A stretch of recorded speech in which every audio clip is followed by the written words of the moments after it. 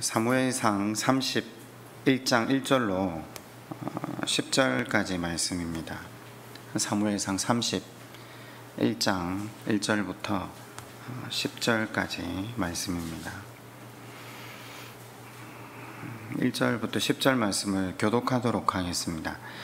블레셋 사람들이 이스라엘을 침해 이스라엘 사람들이 블레셋 사람들 앞에서 도망하여 길보아 산에서 엎드러져 죽으니라.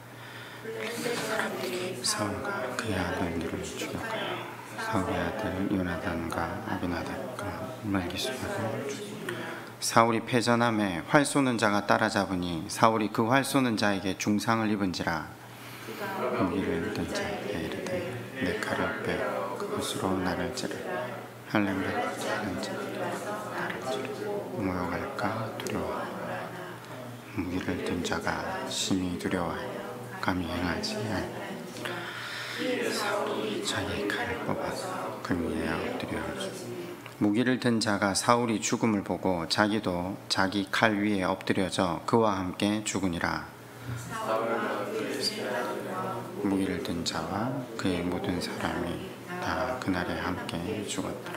골짜기 저쪽에 있는 이스라엘 사람과 요단 건너쪽에 있는 자들이 이스라엘 사람들이 도망한 것과 사울과 그의 아들들이 죽었음을 보고 성읍들을 버리고 도망하며 블레셋 사람들이 이르러 거기에서 사니라.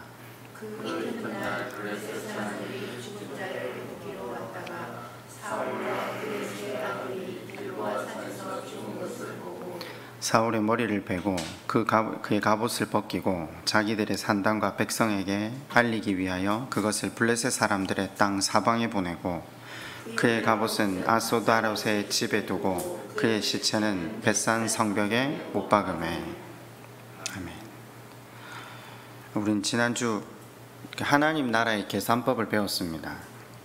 우리는 세상을 살아가고 있지만 하나님의 다스림과 통치를 받는 하나님의 백성들임을 우리는 알고 있습니다.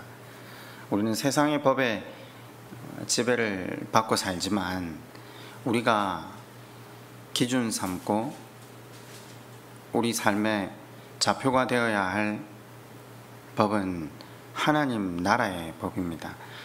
세상은 공평과 효율, 합리성을 이야기합니다. 물론 그것이 틀렸다라는 이야기가 아닙니다.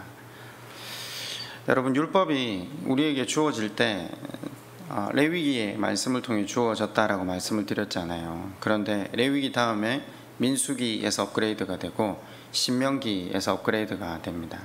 그러다가 신약으로 가면 이제 완전한 업그레이드가 된다라고 했는데, 처음에 율법이 출애굽기에 소개될 때 뭐라고 소개됩니까? 눈에는 눈, 이에는 이였습니다. 무슨 말인가? 공평하게 해야 된다는 거죠. 한 만큼만 받아야 하고 준 만큼만 돌려주어야 된다라는 질서와 원칙이 있었습니다. 이게 근간은 맞습니다. 그러나 하나님의 백성들이 긴 신앙의 여정 동안 하나님의 다스림과 통치 아래 살아간다면 그분이 우리에게 베푸신 은혜와 사랑의 깊이를 절감하고 이제는 은혜 받은 자답게 은혜의 기준으로 살아야 한다는 것이 지난 시간 우리가 배운 말씀의 주제였습니다. 하나님은 우리를 지으시면서 우리를 왕 제사장으로 부르셨죠. 부르신 이름이 우리의 사명이라는 것을 생각해 보고 있는 중입니다. 바꾸어 말하면 하나님의 계산법으로 이 땅을 살아라 라는 거죠. 그것을 왕의 섬김, 제사장의 희생, 우리에게 주어진 사명은 천국 계산법으로 사는 겁니다. 지난 시간 천국 계산법은 일한 만큼 받는 나라가 아니라고 했습니다. 실력대로 누리는 나라가 아니라고 했습니다. 내 실력이나 내가 한 일보다 훨씬 많이 누리는 나라. 그러니까 우리가 하나님께로부터 받은 하나님 나라는 우리의 힘이나 우리의 어떠함이 그곳에 1도 영향을 미친 것이 없다는 것을 보라는 거죠. 오직 하나님 은혜로 일방적인 주어진 것이 하나님 나라라는 거죠. 그리고 우린 지난주 사무엘상 30장을 통해 드디어 그 하나님의 은혜를 절감한 한 사람이 하나님의 계산법으로 사람들을 다스리고 통치하는 것을 봤죠. 섬기고 희생한다. 다윗이 이스라엘과의 전면전을 벌이는 블레셋 군대가 이동함에 따라서 아기스 휘하에 있었을 때 그 이스라엘 전쟁에 참여하기 위해 아벡으로 갔습니다. 성읍을 비웠죠. 다행히 도시국가로 이루어졌던 블레셋의 네 왕이 한 왕 아기스의 다윗을 쓰려고 하는 그 용병수를 반대함으로 인해서 다윗은 다시 시글락으로 돌아옵니다. 그런데 다윗이 그 오고 가는 틈에 아말렉이 성읍을 습격해서 모든 여자와 아이들 다 잡아갔다라고 했죠. 그래서 그들을 급히 추격하기 시작했습니다. 600명의 군사가 추격했는데 가던 가운데 200명의 군사들이 피곤해서 못 가겠다라고 한 겁니다.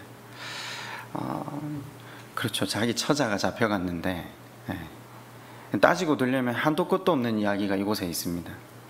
그런데 다윗이 그것 나무라지 않고 일단 400명의 사람을 데리고 전쟁에 나아갑니다. 여러분, 사실 이 아말렉과의 전쟁에 구체적인 묘사가 없잖아요. 전혀. 도망간 사람만 낙타를 탄 400명 이렇게 표현했잖아요. 그런데 아시다시피 뒤에 우리가 읽지 않았지만 30장 하반부에 보면 이스라엘 유다 성읍에 매우 많은 성읍에 전리품을 골고루 나누었다라는 기사가 나옵니다. 제가 그냥 아예 읽지를 않았는데, 그러면 아말렉 군대의 어떤 규모나 그때 이 사람들이 이기고 가져온 전리품의 양이 얼마나 많다는 것을 우리는 대략적으로 추정할 수 있죠. 400명이 싸워서 이길 전쟁에 그것이 아니었다라는 겁니다. 그런데 이들은 오직 하나님의 은혜와 능력으로 전쟁에서 승리했다는 거죠. 자, 승리하고 전리품을 가지고 돌아오는 길에 누굴 만나죠? 쉬었던 200명. 전쟁에 아무런 보탬이 되지 않았던 200명. 그러니까 400명이 그들 200명 만나자마자 제일 먼저 한 말이 무엇입니까? 전리품 저들하고는 못 나눈다. 그러나 처자식은 돌려주자. 제가 지난 시간 이렇게 질문했죠. 이건 틀린 말이 아니라고요. 당연한 말 아니냐고요. 만약에 이 사람들하고 전리품을 동일하게 나눈다면 다음 전쟁에 누가 참여하겠냐고요. 목숨 걸고 싸운 사람들이 응당 더 받는 것은 지극히 당연한 논리임에도 불구하고 다윗은 동일하게 모두에게 나누어야 한다고 이야기를 합니다.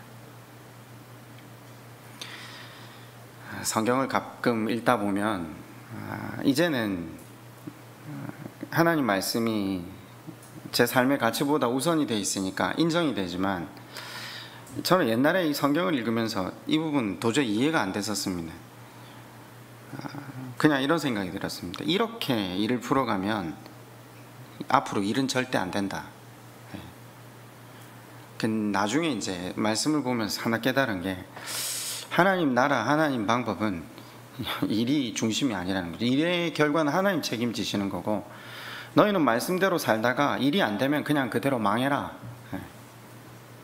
너희는 말씀대로 가다가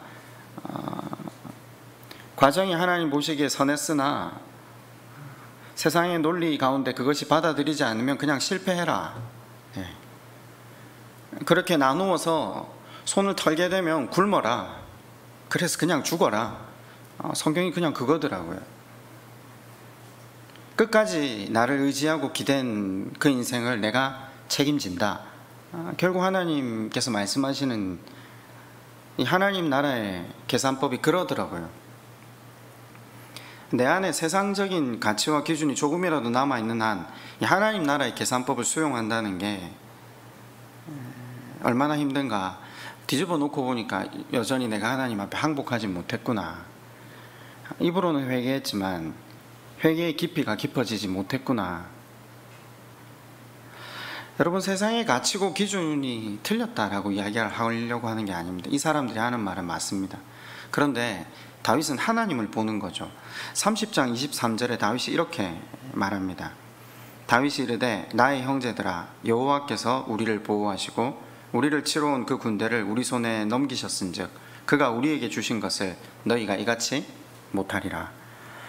주권자는 하나님이시라는 거죠. 하나님이 싸우신 전쟁이라는 거죠. 남아있던 자나 가서 싸운 자나 공로는 없다는 겁니다. 하나님께서 싸우신 전쟁이라는 거죠. 그런데 너희가 목숨을 걸고 싸웠다라고 표현하는 것은 그건 하나님의 영광을 너희가 가로채는 것이다. 여러분, 그런데 성경은 세상의 논리대로 일한 만큼 받자, 받은 만큼 일하자라고 말하고 있는 이 사람들, 그 사람들이 행한 만큼 그들에게 돌려주어야 된다라고 공평과 정의를 주장하는 사람들을 성경은 뭐라고 부릅니까? 악한 자와 불량배라고 부릅니다. 그러니까 성경이요, 죄인이라고 지칭하는 사람들은 살인, 강도, 강간, 도둑질을 한 사람을 지칭하지 않습니다. 하나님을 목적 삼지 않는 사람, 하나님의 계산법대로 살지 않는 사람을 죄인이라고 합니다. 바꾸어 말하면 마냥 탕감받은 인생들이 어디 가서 누구의 죄도 용서하지 않는 것이 죄라는 거죠.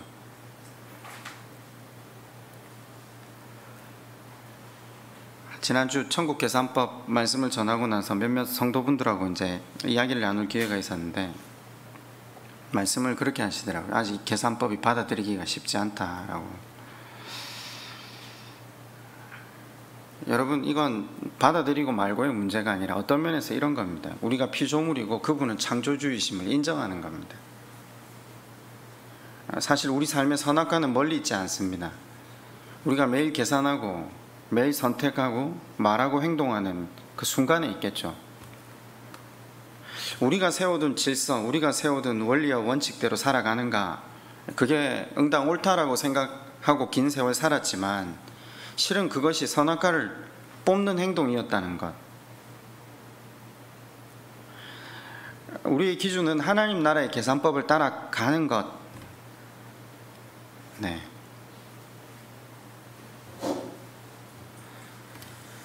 물론 여전히 그럴 것 같습니다. 나는 인정할 수 없어. 네, 그런 분들도 계신다고 생각합니다. 그러나 우리가 잊지 말아야 될 것이 있죠. 우리 모두는 일한 만큼 대가를 받은 사람이 아니라는 겁니다. 우리가 하나님 나라의 백성이 어떻게 됐냐면요, 내가 경건하게 산 만큼, 내가 일한 만큼 그걸 인정해 주셔서 하나님 나라의 백성이 된 게 아니라, 그 하나님 나라를 유업으로 받는다는 건 우리가 평생 해도 노력을 하거나 우리 몸을 불태우는 삶을 산다 할지언정 얻을 수 있는 가치가 아니잖아요. 그저 하나님의 은혜로 우리에게 그것을 주셨다는 것을 우리는 모두 입술로 고백합니다. 그래서 그 하나님의 은혜를 절감하게 되는 그날, 우리로 하나님 백성이요 자녀라고 부르시고 왕으로 살아달라고, 제사장으로 살아달라고 명명하신 그 하나님의 요구처럼 넘치는 그 하나님의 은혜를 절감하면, 아직 완전히 임하진 않았지만 하나님 나라가 언젠가 도래하겠죠. 그러나 그 동안은 우리로 하나님 나라 백성으로 하나님은 살기를 요구하고 계신다는 사실을 기억해야 합니다. 가끔 이제 결국은 우리가 하나님 나라의 계산법으로 살지 못하는 제일 큰 걸림돌이 뭔가, 결국 내 열심과 내 수고로 모든 것을 이루어가고 있다는 착각 아니겠습니까? 그런 사람은 사실 하나님 계산법으로 살지 못합니다. 이게 바리새인의 근본적인 문제였죠. 하나님 은혜를 알지 못하는 것. 내가 내 열심히 내 노력으로 이루었다라고 착각하는 사람은 결국 굉장히 집착하고 다른 사람에 대한 태도나 말도 인색할 수밖에 없죠. 회개의 깊이가 깊어지고 하나님 그분과의 관계가 바르게 되고 또 그분의 마음을 깨닫고 그 은혜를 깊이 절감하게 되면 거저받은 인생이라는 것을 더 깊이 깨닫게 됩니다. 거저받았고 하나님 무한대로 베풀어 주셨구나. 그럼 당연히 거저 주는 것이 맞다는 것, 나눔과 베품의 이걸 뭘 의지나 결단으로 가는 게 아니라 그것을 그대로 실행하는 게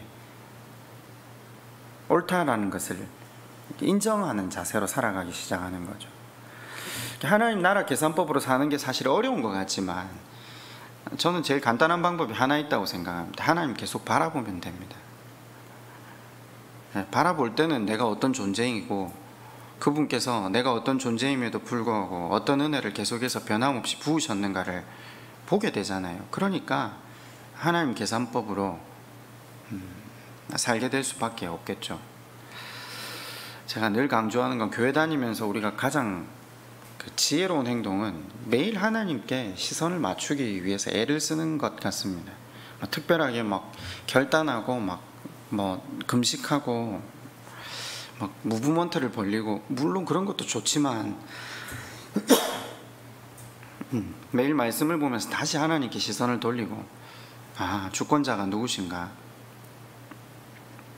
다시 수요일이나 주일 그 예배의 시간을 통해 다시 내 심령에 각을 뜨고 나를 다시 말씀 앞에 항복하고 그 하나님 바라보는 그 훈련이 된다면 언젠가 우리도 하나님 나라의 계산법이 우리 삶의 계산법의 중심이 되지 않겠습니까?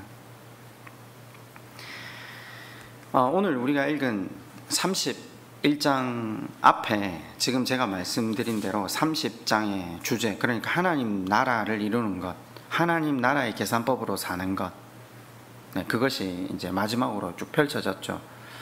하나님께서 이스라엘에게 왕을 주셨던 의도가 뭐죠? 이 왕이 아니라 하나님이 참된 왕, 하나님이 참된 지도자이심을 이 왕은 보여야 했던 거잖아요.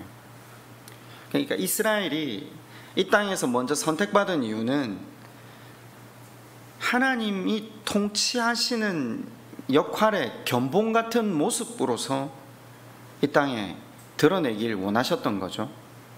우리도 마찬가지잖아요. 왕으로 먼저 부르시고 이스라엘로 부르신 이유는 우리 자신의 구원을 이루어감과 동시에 우리를 통해 하나님의 다스림과 통치가 무엇인지를 보이길 원하시는 것이 하나님의 우리를 지으신, 또 우리를 택하신 목적이죠.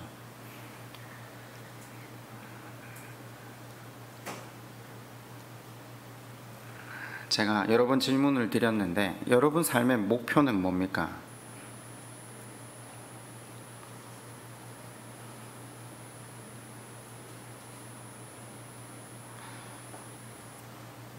대부분 사람들이 어떻게 하면 내일을 안정되게 하고 편안하게 살 수 있을까? 사실 크리스찬이나 난 크리스찬이나 같은 목표를 가지고 사는 경우가 많은 것 같아요. 그러나 하나님의 사람들은 지금 말씀드린 대로 우리를 통해 하나님의 다스림과 통치가 무엇인지를 알게 하는 것, 그것이 우리에게 주어진 사명이라는 거죠. 우리의 목표와 사명을 계속해서 명확히 해가는 시간이 우리의 신앙의 여정이 아니겠습니까? 오늘 31장의 주제가 뭡니까? 결국 그 목표와 사명을 바르게 잡지 못한 사람의 마지막이 어떠한가를 지금 성경은 말하고자 하는 겁니다. 사울이 왕으로서 사명과 역할을 행하지 않았던 것, 그죠? 하나님의 통치와 다스림을 받는 것이 그의 사명이고 역할이었거든요. 이스라엘도 마찬가지잖아요. 하나님은 이스라엘 왕에게 다른 어떤 것보다 중요하게 여기신 게 하나가 있어요. 그건 국력을 신장하고 정치 외교력을 강하게 해서 나라를 부국강병하게 만드는 게 아니었습니다. 하나님 명령에 잘 순종하는 것, 하나님 그분의 마음에 합한 사람이 되는 것. 제가 저번에 한번 설교할 때 그런 이야기를 드렸는데, 다윗이 하나님 마음에 합한 사람이라는 말을 들었잖아요. 근데 다윗의 일생을 이렇게 쭉 펼쳐놓고 보면 얼마나 이 사람이 악한 일을 많이 합니까? 이런 악한 일들만 뽑아놓고 보면 사실은 이 사람은 소망이 없거든요. 그런데 이 사람은 어떻게 하나님이 합한 사람이라고 부르시죠? 하나님은 우리 인생의 대부분 많은 사건들이 수치스럽고 추하고 더러운 부분이 많지만 결국은 어떤 한 가지 사건을 높여주시잖아요. 나머지를 덮어주시잖아요. 하나님 바라보았을 때. 그러니까 저희가 회개했을 때라고 말은 하지 않을게요. 바라보기만 해도 하나님이 그걸 회개로 쳐주시니까. 그런데 저는 다윗이 사울에 비교해서, 우리가 그렇잖아요. 사울에 비교해서 더 나은 삶을 산 사람이 아니에요, 분명히. 그러면 무엇이 하나님 마음에 합한 사람이라고 칭함을 얻을 수 있었을까? 간단하죠. 우리 지난 시간 살펴본 거죠. 얻어온 전리품을 전혀 그 일에 참여하지 않은 사람들에게도 동등하게 나누었던 것. 이건 그냥 유토피아 건설이 아닙니다. 자기가 거짓과 이기심과 욕망대로 살기 위해 블레셋으로 망명했고 이스라엘과 전쟁을 해야 하는 정말 절대절명의 순간에 이르렀을 때 하나님께서 무조건 은혜로 건져내 주셨잖아요. 피할 바위가 되시고 도움이 되시는 하나님을 경험했을 때 그 인생이 깨닫는 거죠. 내가 잘한 게 하나도 없는데 오히려 하나님께 수치스러운 삶을 살았는데 하나님이 일방적인 은혜를 베푸셨구나. 보통 세상의 논리로 내가한테 무슨 근거가 있다고 착각하거든요. 아니라는 걸 다윗이 정확하게 깨달은 거죠. 그리고 나서 사람들을 대할 때 하나님 계산법으로 대했던 거죠. 하나님 계산법으로 대했으니까 하나님 마음에 합한 자라는 칭호를 얻는 거죠. 여러분은 하나님 마음에 합한 사람이라고 말을 듣고 싶지 않습니까? 저는 굉장히 간단하다고 생각합니다. 특별하게 선교가거나 순교하거나 그러지 않아도 하나님 계산법으로 사람을 대하고 문제를 풀면 우리도 나중에 하나님 앞에 섰을 때 너는 내 마음에 합한 사람이다 라고 이야기를 들을 수 있다는 거죠. 그러나 사울은 어땠는가? 자기 유익을 위해 번제를 드렸습니다. 자기를 위해 예배를 드렸다라는 거죠. 우리가 예배를 배우잖아요. 예배는 우리의 기준과 가치가 죽고 말씀이 살게 하는 시간. 그런데 우리도 꽤 오랜 시간 내 만족, 내 위로, 내 소원하는 것을 이루기 위한 수단으로 예배와 기도와 하나님을 섬기는 일들이 사용된 적이 많잖아요. 우리가 계속해서 그 하나님 원하시는 방향으로 우리의 예배의 목적이 자라가야 된다는 걸 우리가 계속 고민하고 있죠. 사울은 물질을 위해서 아가까지 살려주었죠. 나중에 위급해지니까 무당도 찾아갑니다. 왜 이런 행동을 했다라고 했습니까? 안정된 내일, 자기 자리를 지키기 위해서. 여러분, 그때 사울에게 하나님께서 하신 말씀이 기억납니까? 사무엘을 통해 순종이 제사보다 낫고 듣는 것이 양의 기름보다 낫다. 저는 옛날에 이 말씀이 되게 안 와닿았었는데 제사 지내는 게 순종이잖아요. 그렇지 않습니까? 수장의 기름은 하나님 앞에 굉장한 것을 헌금하는 거거든요. 내 자신의 전부를 내어드리는 것과 마찬가지거든요. 근데 왜 이걸 지금 사울에게 특별히 하신 말씀이냐? 그런 제사, 그런 예물, 그것보다 내 마음을 알고 내 마음에 합한 행동, 순종이 나는 내가 너에게 원하는 바다. 이스라엘 왕으로서 하나님 앞에 진정으로 갖추어야 하는 본질이 무엇인지를 계속해서 말씀해 주셨죠. 참 사울은 어떤 면에서 보면 불행한 사람 같아요. 걸출한 선지자들이 몇 명이나 있었고 그 곁에서 사울이 그를 먼저 아버지처럼 여겼고 아버지처럼 여겼던 그들에 의해서 참 많은 조언과 또 격려와 위로와 또 때로는 징계와 말씀을 받았지 않겠습니까? 우리도 하나님 나라의 왕으로 부르심을 받았거든요. 우리도 이 시대에 사무엘 같은 선지자들이 얼마나 많았습니까? 좋은 말씀 듣고 또 읽고 또 하나님이 원하시는 걸 우리가 모르진 않거든요. 근데 우리의 계산법은 세상의 계산법입니까? 하나님 나라의 계산법입니까? 우리 삶의 목표는 세상 사람들의 그 목표와 다릅니까? 사울이 비참한 최후를 맞이한 이유가 뭐라는 거죠? 하나님의 목표를 거절한 것입니다. 물론 여러분, 사울이 하나님 믿었습니다. 위기의 상황마다 하나님 붙들었고 예배드렸고 기도했고 헌금했습니다. 그러나 하나님을 목표 삼지 못하고 그의 목표가 세상 것들이었거든요. 그랬을 때 그의 마지막이 어떠했다라고 31장 1절이 기록하고 있습니까? 블레셋 사람들이 이스라엘을 침해, 이스라엘 사람들이 블레셋 사람들 앞에서 도망하여 길보아 산에서 엎드려져 죽으니라. 아시다시피 블레셋 5국가 연합이 다 참여했다고 했잖아요. 그러면 이건 완전히 이스라엘 역사상 민족적 전투였을 겁니다. 그런데 전쟁에 대해서는 언급이 한 줄밖에 안 나옵니다. 그죠? 저자가 중심을 두고 있는 부분은 이스라엘이 졌다라는 것, 그리고 이제 곧 있으면 사울의 죽음과 그의 시체가 어떻게 되었는가에 주목하고 있습니다. 보세요. 사울이 패전하다가 누가 쏜 화살에 그냥 맞은 거예요. 중상을 입었잖아요. 이제 살 여력이 없다는 걸 본인이 파악하고 내가 할례받지 못한 사람에게 죽는 것이 나의 수치다라는 이야기를 하잖아요. 가만히 생각해보면 믿음이 있는 것 같잖아요. 그죠? 신념이죠.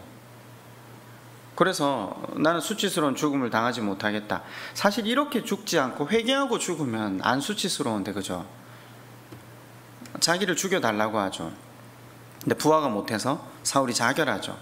옆에서 보던 부하도 그걸 보고 자결하잖아요. 이튿날 전리품을 챙기러 왔던 블레셋 군대 사람들이 사울의 시체를 봅니다. 어떻게 했다고요? 머리를 베입니다. 그리고 갑옷을 벗깁니다. 갑옷은 아스다롯 산당에 걸어두고 시체는 벳산 성벽에 걸었다. 자, 근데 사울이 왕이 될 때 암몬 족속에게 공격을 받았던 길르앗 야베스 사람을 제일 먼저 건져줌으로 그 하나님께서 능력을 주셔서 그가 이스라엘 왕으로서 자신의 사람들을 지켜낼 수 있는 사람이라는 걸 증명하게 하신 첫 번째 사건이 암몬 족속 친거였거든요. 그때 은혜를 입었던 사람이 길르앗 야베스 족속이에요. 중요한 건요, 지금 길르앗 야베스 사람들이 그의 명예를 지켜주었다. 달려와서 그 시체를 벳산 성벽에서 내려서 뭐 했다고요? 성경에 화장시켜 주었다 돼 있죠. 우리가 끝까지 입은 은혜를 잊지 말자, 이런 교훈을 성경이 가끔 이제 설교를 하는데 아니에요. 지금 31장은 그 이야기를 하려고 하는 게 아니라 뭘 했다고요? 그 시체들을 내려서 어떻게 했다고요? 화장해 줬다라고 하죠. 이스라엘은 화장을 하지 않아요. 지금 이야기하려고 하는 의도가 다른 데 있어요. 근데 왜 화장을 했을까요? 이건 그냥 상식이죠. 한번 생각해 보세요. 시체가 죽어서 들판에 하루 있었잖아요. 그리고 벳산으로 가는데 시간이 또 걸렸겠죠. 벳산 성벽에 걸어놨으니까 시체는 훼손되는 정도가 아니라 이제 시간이 지나면서 부패할 대로 부패했겠죠. 그걸 끄집어 내렸으니까 묻지 못할 만큼 엉망이 된 시체를 길르앗 야베스 사람들이 화장할 수밖에 없었다. 지금 그걸 본문이 이야기를 하려고 하는 거죠.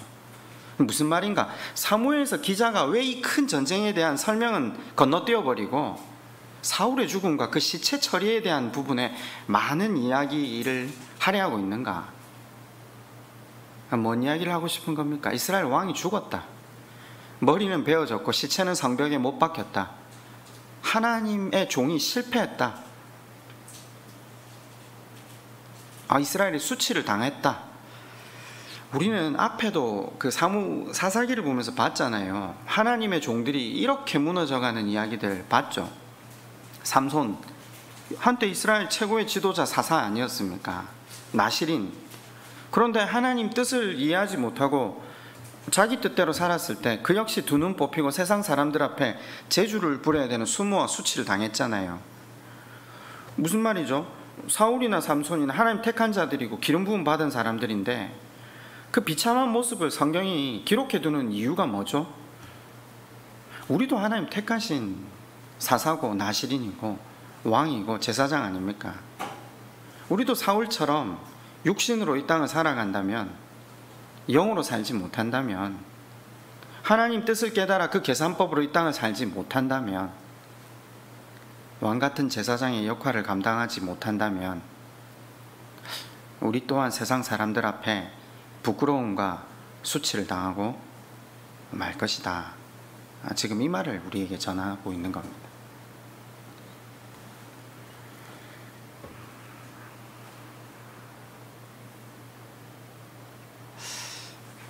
사울을 쭉 사무엘서 서두를 통해 살펴보면서 제가 그런 말씀을 자주 나눴잖아요. 사울의 삶은 우리의 삶과 꼭 닮아 있습니다. 우리는 가끔 다윗에게 우리를 투영하기를 원하지만 실은 다윗보다 사울의 삶이 우리와 훨씬 가깝지 않습니까? 우리도 그 왕으로 불리고 그 백성으로 불리고 세상 사람들은 우리를 성도로 또 기독교인으로 부르잖아요. 하나님의 자녀고 하나님의 백성된 저희들인데 저는 지금 우리의 현실이 딱 사울의 현실이 아닌가라는 생각을 자주 합니다. 우리 머리가 베어졌고 시체는 성벽에 걸려있고, 그죠? 오늘 교회를 향한 세상의 소리를 들으면 우리가 지금 당하고 있는 수치는 이거보다 더하면 되지 덜하지는 않은 것 같아요. 지금 사람들의 민심을 힘입어 정부가 교회에 행하고 있는 이런 정책 불이하다? 저는 그렇게 생각하지 않아요. 그렇다고 뭐 위축이 된다, 뭐 그것도 아니에요. 그냥 여기에 대항해서 뭔가를 해야 된다, 그런 마음도 전혀 없어요. 그냥 하나님께서 허락하시는 일들이잖아요. 사울처럼 우리를 먼저 부르셨는데, 먼저 하나님 이쁘게 봐주셔서 택하시고 왕으로 부르셨는데, 동일하게 우리도 하나님 나라를 세우는 그 통로로서 우리로 하나님 부르셨는데, 우리도 여전히 세상의 가치로 살고 세상의 계산법으로 살고, 그러니까 하나님 우리에게 요구하시는 것도 똑같죠. 뭐 공부 열심히 해서 학위 많이 따라, 재물 많이 모아라, 성공해라. 물론 그것도 귀하게 쓰일 수 있죠. 근데 하나님이 이스라엘 왕에게 요구한 게 뭡니까? 제사보다 순종, 수장의 기름보다 듣는 귀. 하나님 우리를 택하셔서 하나님 나라를 이 땅에 세워가기를 원하시는 거죠. 우리의 구원도 이루어가는 동시에. 근데 우리는 하나님의 뜻을 이해하고 하나님 그분이 우리에게 맡기실 사명, 그 비전이 우리의 삶의 목적으로 되어서 그 계산법으로 살기 위해서 애를 쓰기보다는, 우리 다 그렇잖아요. 그저 하나님 오르고 달래고 물질로 컨트롤해서 우리가 좀 받고 싶은 것 더 받고 우리 원하는 삶이 더 펼쳐졌으면 하는 수준에서 못 벗어나다가, 정작 하나님 나라는 배우지만 교회는 다니고 문의는 크리스찬인데 삶의 목적과 방향은 세상 사람과 다를 바가 하나도 없는 그냥 사울 그대로의 모습이죠. 사람들이 이 본문 읽으면서 늘 하는 질문이 있죠. 천국 가냐 안 가냐. 지금 본문은 거기에 대한 관심이 전혀 없어요. 그건 너희들 알 바 아니다. 제가 늘 한 번씩 말씀드리지만 우리가 사사기를 쭉 배웠잖아요. 삼손이 마지막까지 처음부터 시작해서 끝까지 하는 거 보면 이 사람이 정상적으로 하나님의 뜻을 구한다거나 하나님께 기도했다, 이게 한번 목말라서 기도하는 것 이외에는 죽기 직전에 자기 복수하겠다고 정확하게 밝히거든요. 그런데 그냥 사실상 이 사람의 모든 자기를 위한 행동들을 하나님은 구원의 역사로 이루신 거잖아요. 그걸 통해서 블레셋과 거리를 벌리고 블레셋을 죽임으로 인해서 이스라엘을 건져내시는 하나님의 역사를 이루어 가시거든요. 거짓, 이기심, 욕망을 뚫고 들어가셔서 하나님이 구원을 이루셔서 삼손이 사사로 인정을 받고, 또 그리고 히브리서 11장에 보면 그 믿음이라고 할 때 우리는 계속 인간적인 측면에서 바라볼 때 삼손의 믿음이라고 했는데 성경을 읽고 보니까 이건 삼손이 잘한 게 없다는 걸 보게 되거든요. 하나님의 일방적인 신실하심, 그분의 믿음, 이 믿음이라고 번역된 단어가 피스투스라는 단어거든요. 성경에서 구원을 얻는 모든 원리는 그 하나님의 일방적인 은혜라는 걸 발견하게 되죠. 저는 지금 그래서 구원을 얻냐 못 얻냐, 이건 지금 본문이 말하려고 하는 게 아니니까 그걸 이야기하려고 하는 게 아니죠. 세상을 살아가면서 하나님의 영광을 드러내면서 살 것인가, 아니면 수치스럽게 살 것인가, 지금 이거죠. 교회를 다니면서 제가 생각을 해보는 게 신앙생활 제대로 하지 못하는 사람들, 그러니까 겉으로 볼 때는 신앙생활을 잘하는 사람들인데 하나님 나라 계산법으로 살지 못하는 사람들이 오히려 숫 양의 기름을 내가 더 많이 드렸다, 내가 드린 제사가 얼마나 대단하냐, 내가 세운 예배당이 얼마나 아름답냐, 그거 다 자기 뽐내거든요. 그런데 성경은 뭐라고 하느냐면 그 삶을 산 사람은 이방 사람들 앞에 결국 그 삶의 마지막이 수치스럽게 남게 된다라는 거죠.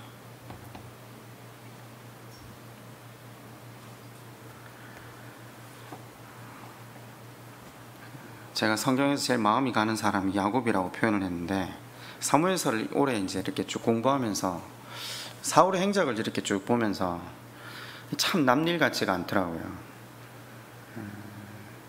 저는 가만히 제가 살아온 그 신앙의 궤적을 이렇게 쭉 돌아보니까 제가 몇 번 말씀을 통해 드린 적이 있는데, 저는 제가 지나온 제 모교회 교회에서 청년부 선배들 그리고 청년부 후배들 우리 친구들하고 만났을 때 교회가 홈커밍 데이를 한다고 교회에서 목사로 배출된 사람 2명인데 한 명은 그만뒀고 목사직을, 한 명 저밖에 없거든요. 저를 안 부르더라고요. 끝내 안 부르죠. 제가 그 사건을 경험하면서 제가 하나 깨달은 게 있어요. 내 머리가 베어졌고 내 시체가 성벽에 매달렸구나. 내가 얼마나 명목상 교인으로 살았으면 내 정체성 자체가 사람들에게 그렇게 인식되어 있고 내 삶 자체는 소망이 없는 인생이라는 걸 제가 그 사건을 통해 절감한 거죠. 그 이후로 그냥 그런 생각을 한참 했어요. 이렇게 살면 결국 내 인생은 사울의 인생을 반복하는 인생이겠구나. 여러분, 오늘 우리 교회계가 그렇잖아요. 온 세상에 손가락질 당하는 정도의 수준을 넘어서 지금 정말 그냥 핍박의 극에 달하 있잖아요. 여러분은 생각하실 때 이게 누구 잘못이라고 생각하세요? 이게 대형교회 목사들의 잘못이라고 생각하십니까? 아니요, 나 때문이죠. 우리가 육의 삶을 살았기 때문이죠. 입으로 믿는다 하면서 서로 용서하지 못하는 삶, 믿는다고 하면서 천국 계산법은커녕 세상의 논리로 세상 사람들보다 세상 것에 더 집착하면서 살았잖아요. 나가서 예수님 닮은 모습은 드러나는 것 하나도 없고 나 자신을 위해 기복적이고 이기적인 신앙 삶을 살았기 때문에 지금 오늘 교회가 세상으로부터 이 처참한 수치를 당하고 있는 거죠. 여러분, 하나님이 왜 이스라엘에게 이런 수치를 당하게 허락하시죠? 왜 사울이 이런 수치스러운 죽음을 당하게 허락하시죠? 질문해 보셔야 됩니다. 하나님의 은혜를 깨닫고 은혜 받은 자답게 은혜를 기준으로 사는 삶에 실패했기 때문이라는 거죠.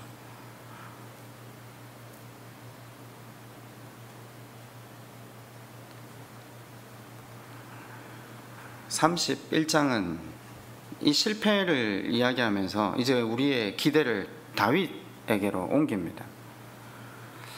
아시다시피 사무엘 하를 보면요, 다윗이 잘한 게 참 많습니다. 하나님 나라의 기준으로 문제를 푼 부분이 참 많습니다. 그러나 그도 한계가 있잖아요.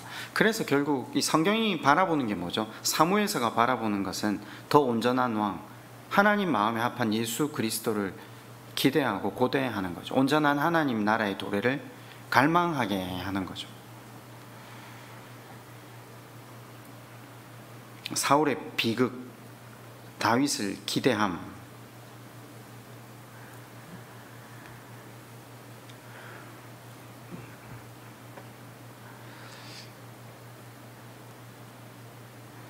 우리는 여러분 어떠신지 모르겠지만 가만히 돌아보면 저는 하나님께 영광을 돌린 시간이 많았던가, 하나님의 이름을 수치스럽게 한 게 많은가, 저는 일단 자신할 게 전혀 없거든요.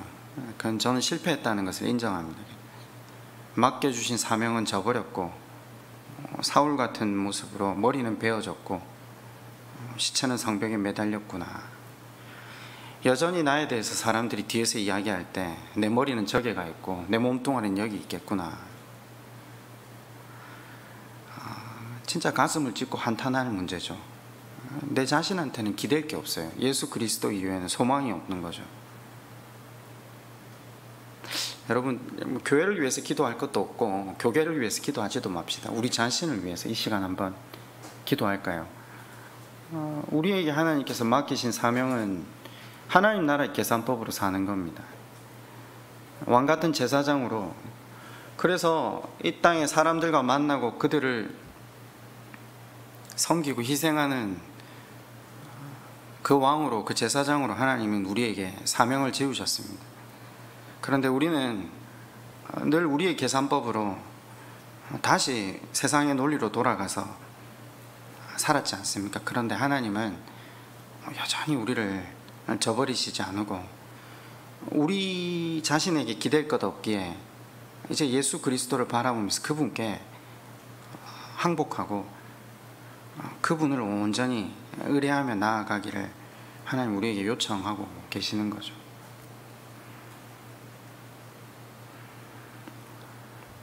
먼저 이렇게 한번 기도할까요? 우리가 얼마나 많은 하나님의 영광을 가리고 살았는가.